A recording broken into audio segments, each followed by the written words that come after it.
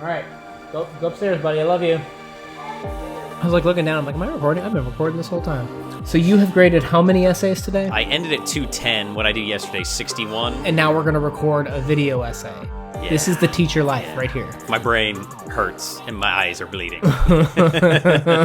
Welcome to the CodeX Cantina, where I am Teacher Una. And I am a tool.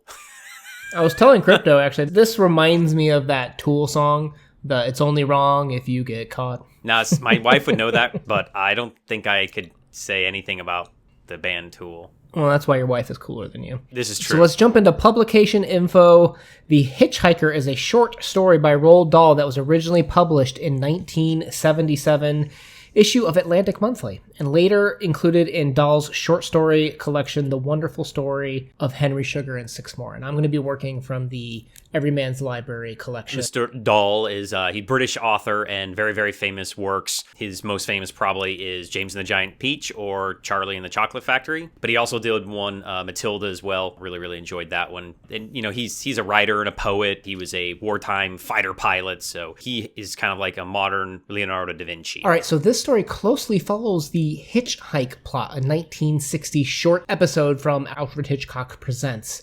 So the question must be then, why would, in 1977, Roald Dahl recreate the story? So yes, you could be super uber nerds like us and go ahead and check out the 129-page documentation of what was going on in the world at this time. Oh, no way. Is it really 129 pages? Yes. Dude, you realize the 129 in the story, right? No. That was the max speed that the car was supposed to reach. I thought it was 130. Holy cow, I'm pretty sure it's 129. Let's just give you a quick overview of what's in that document. But this kind of goes through the history of hitchhiking. Cars were invented, people needed Uber, but Uber didn't exist. So what did they do? They stick out the thumb and hop in a car to go along the way that someone else might be going. And that was all fine and dandy in the beginning. It wasn't such a big deal. But kind of in the late 50s, we saw a huge decline in hitchhiking, right? So we had a whole bunch of anti-hitchhiking campaigns from AAA. It was banned in 23 states and had a lot of bad publicity, particularly because in the 50s was kind of Cold War. You never knew where the enemy or fear was coming from, basically. But then in the late 60s through the 70s, we saw a resurgence in hiking when this story was written, and kind of at the tail end of that in 77. Make love, not war. Make love, not war, and hitchhike in cars, right? And eventually we saw the decline where when you're reading it today from a modern sensibility standpoint, you assume hitchhiking bad, you assume it's evil. But when this story was written, there were still campaigns and stuff pushing for that, but a lot of people still hitchhiked. This was at the tail end of when hitchhiking was acceptable. So that begs the question, why did Roald Dahl write this? And what do we think about the actual writing itself? He is taking something that is usually depicted as very awful, that hitchhikers are always terrible people, and he's kind of flipping it on its head, which is neat. Well, what it does do a good job of is it does actually introduce a lot of like literary techniques that is good to introduce. I'm going to say high school as newer readers compared to maybe like collegiate or later life readers. But there's a lot of really good teaching techniques in here that I think we're going to kind of cover today. Agreed. So in terms of plot, I'm just going to do a high level one. The narrator picks up a hitchhiker because he used to be one. He pelts him with questions, but stops asking kind of these questions when the hitchhiker's being a little dodgy and weird about these questions. They bet each other on whether it could reach the top manufacturing speed that the car could possibly go at. And lo and behold, boom, they're pulled over by a cop speeding as they try to reach this. So the cop kind of threatens them and says to the passenger, hey, I don't like the way you look. I'm thinking about getting you in trouble just based on the way you look. Real good policing as usual. So the cop takes their names, walks away with the book that he writes their names in his pocket. And that's when our passenger reveals, his name's Michael Fish, says he's a fingersmith. He's able to move his fingers in ways that are unique, such as rolling cigarettes, which is like the same thing as pickpocketing, right? Like, yeah, totally. But he's pickpocketed the police officer's pocketbook, so that way the police officer doesn't have their names to go look it up and get them in trouble. They get away scot-free, and the narrator realizes that he kind of misjudged his hitchhiker as he kind of learns more about him. End plot. So to kick off our analysis, we need to talk about some of the basics of writing here. And one of the major things is wordplay. And I think you have a really good word here. So personification is giving inanimate objects human-like traits. And you can see that here with the car, the BMW. It growls at slow speeds, purrs at 60 miles per hour, but whispers at 70. And there's a quote in here that says, "The big car leaped forward as though she'd been stung." So this is kind of giving it that feeling of it being like a human being stung and leaping forward in pain and such. Have you given much thought about cars in the 70s at this era, though, Mr. Crypto? What are you thinking? So cars in the 70s to a lot of people were power. It was muscle. It was escape from parents, escape from the chains of what society puts on you. If you had a car, you could drive and do the things that you need to. These cars were freedom. You compare it to today with millennials, or even just in a lot of Europe, cars aren't as big of an importance. They don't have the need that they do here, at least in today's modern age. So I would argue that this car culture, the 20th century dream of escape and freedom, is the old man's version of you can kind of escape the constraints. Okay, so let's keep going through that as we go through these pieces.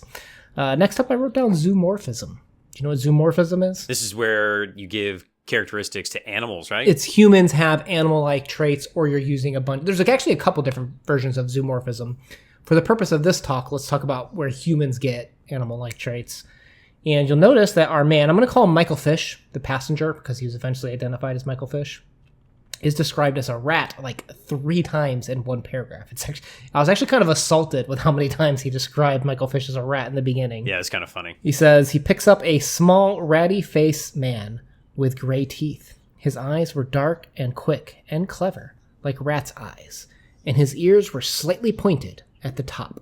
Okay, so if we're going to describe people as animals, typically in literature, that means we're taking the animal traits and putting that on the human. So what are the traits of a rat? I think you just said the one, clever. They're usually like deceitful or look negatively upon. And in both cases, it's kind of ironic, the usage in the story, I feel like.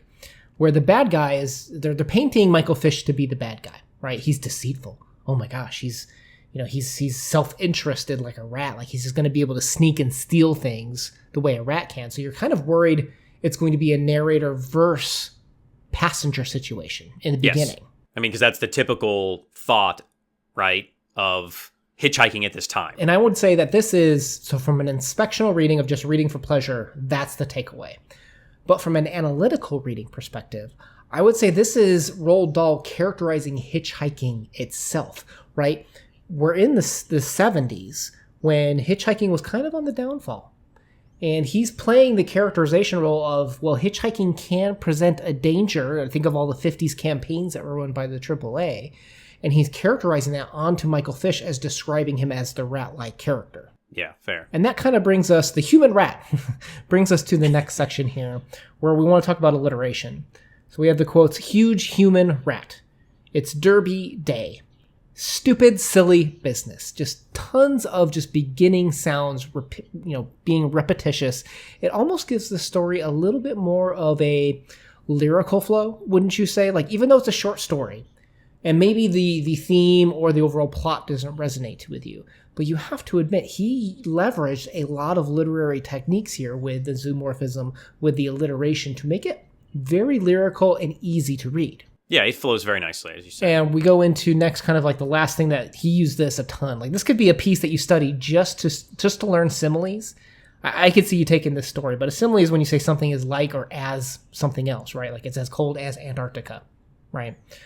And we have quotes like, we sat there like guilty schoolboys waiting to arrive. Like an executioner approaching his victim, the cop came strolling up to us.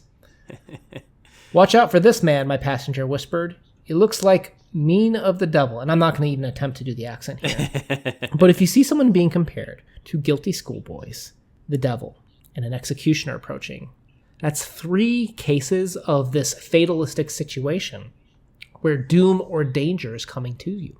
Much like how he painted this rat-like creature entering to his car. How dare you, the narrator, open up your life to a hitchhiker, to allow this danger into your vehicle, is what he's setting this story up to be.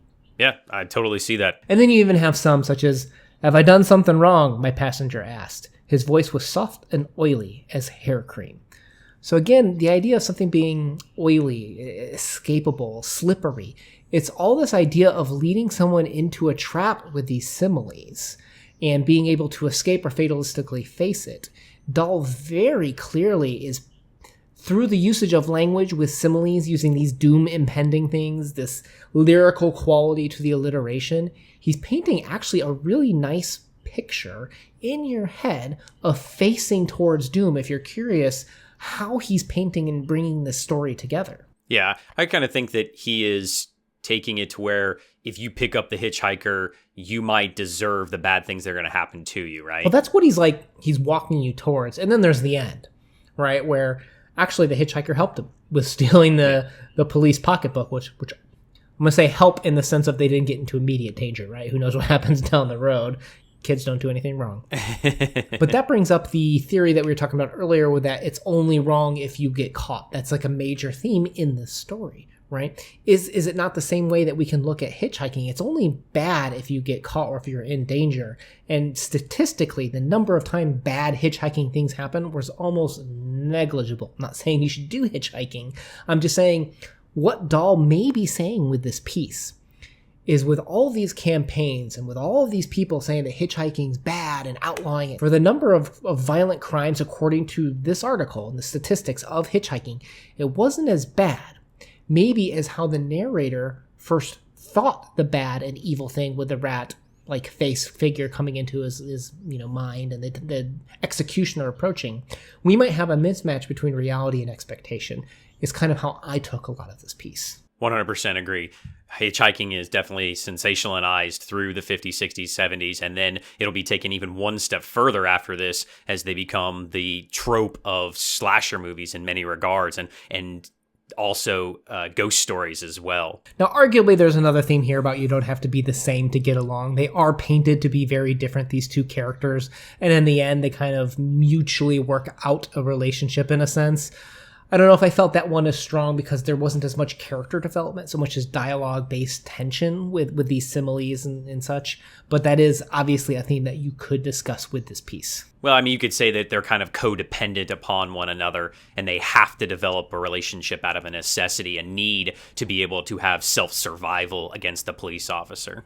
Right, and isn't that also kind of the stereotype of the rat? I say stereotype, but it's the theory that the rat is a scavenger. It lives off of the excess of other creatures, two codependent things, also with the zoomorphism used in the story. Yeah. Rats are also seen as survivors a lot of times as well. Which is what these two are, as a result of the cunning and deceitfulness, not in an evil way, but maybe still bad way, but in a beneficial way. I wonder what character or what animal they would have given to the narrator, because Dahl never says. He's the writer character. Super handsome. Anytime you're reading books or you're a writer, that guy's going to be the survivor. like writers never kill other writers. That's just part of a trope. Full credit, Michael Knibb. I'll put his channel down below. He pointed that trope out to me. So the last thing I want to talk about is the ratings. And this one, for I think teachable moments, I would definitely give it a solid 8 for high school level. And that's based on what you could do analytically with it, with all the things that Una talked about through the video today. But for a pleasure standpoint, I'd maybe give it a 4.5. There isn't a lot of meat on the bones here. Okay. I'm just going to go with one rating. I know why you split it out sometimes. I'm just going to go with a 7 across the board. I agree. I think the teaching tool, and this is a great story to introduce people to some of the lyrical qualities about how to lead a reader towards certain conclusions. From a personal level like you, I was lower compared to maybe the teaching tool and usefulness of it. But I'm going to go with a 7 overall. Decent story. So good old Roald Dahl. If you appreciate literature discussions, we typically do this up through collegiate and more advanced readings that we like to do. Please consider subscribing if you would like to join us on the literature journey as we talk about short stories and other novels that are worth talking about. Are there certain ones you guys would like to see us cover or talk more about? Please let us know in the comments down below. Till then, Una out. Peace.